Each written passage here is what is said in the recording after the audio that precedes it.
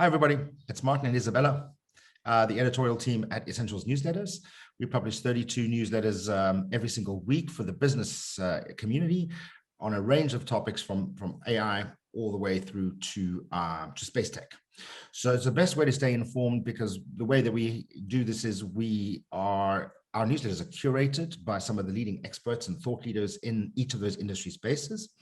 And this is a series called What the Blog, because we want to take some of those source articles, put them up in front of you, the articles that we really like, because that's really where we source a lot of our information and inspiration to write blogs. So today is cybersecurity. Yeah. It's one of our biggest newsletters, one of our most popular newsletters. We have a whole bunch of subtopics as well. But right now, we're going to talk about two articles this week. What are they, Isabella? So we're bringing you two really interesting ones. One is actually a nice change of pace. It's quite positive. Mm-hmm. It's saying that the US has almost 500,000 job openings in cybersecurity. So, a nice transition from the typical doom and gloom about our future these days. Yeah, ransomware, hackers, etc., etc. There's a bit of light at the end of the tunnel. A little bit of nice news. And so there's 465,000 current jobs. Most of them are in California, Florida, Texas, and Virginia. Mm-hmm. And the great thing is, obviously, if someone is considering maybe a future in cybersecurity and change of career, that there's tons of opportunities out there, and you don't always need a degree. So yeah, I mean, so quick question: Are these new jobs? Are they jobs coming back after lost in the pandemic, or are they jobs that are simply out of the growth of cybersecurity as an industry, as a business, as a very strong business need for almost all companies right now? Because we're seeing the amount of dialogue, the amount of news around cybersecurity is just exponential at the moment. So I would imagine that this is it's a growing sector. It's kind of a mix, right? So it's all of the current openings. So a lot of people, if they were qualified, they would have been rehired anyways, because there's a real shortage. So right.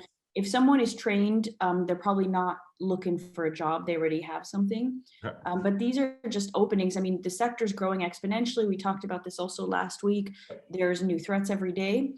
And companies are just desperate to hire people who can help them, defeat these new threats. Mm-hmm.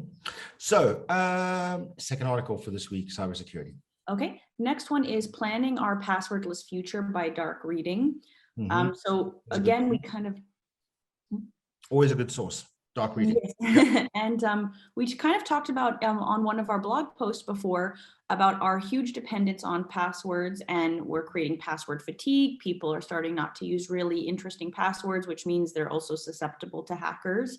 Right. And I mean, now the average employee is having to deal with almost 200 credentials. And, we have great advances in biometrics, in multi-factor Okay, I'm going to multi-factor authentication. Yeah. So we have almost 200 credentials.